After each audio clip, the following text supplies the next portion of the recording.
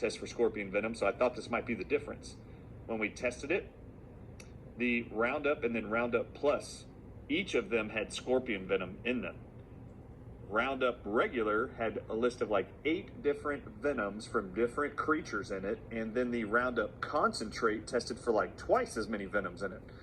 And so when that happened, I'm going to the airport to fly back to Dallas, and when I'm on the way there, I look up in my Uber that's taking us there, I look up on PubMed.gov glyphosate, and I typed in glyphosate, and copper and zinc and magnesium is what I wanted to see. Have they done any research studies on this? The very first thing that comes up is in the early 2000s. I think it is in 2000. They published that when glyphosate gets inside a human and goes inside the cell, it makes the cell deplete all of its copper out of the cell into your blood and kick out all of your zinc. And then magnesium levels drop from the blood and go inside the cells. Jonathan, do you know what else does that exact same mechanism to those 3 minerals? Venom. Every venom does it.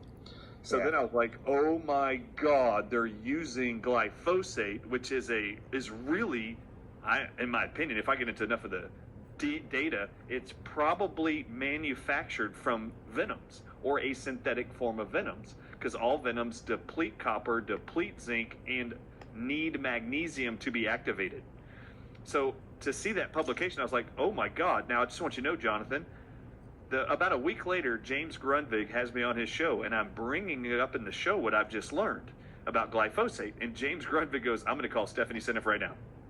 I was like, that's great, because it's been over a year since I talked to Stephanie. And in a 30-doctor conference call, I handed her, via the link and email to her, the 36 Venoms Italy study. And she told me she would read that study, go through it, and find out any holes that are in the data or in the research that would make it fraudulent, or is it accurate and I should trust the data. And she said she would do that. And I've never, ever heard back from her.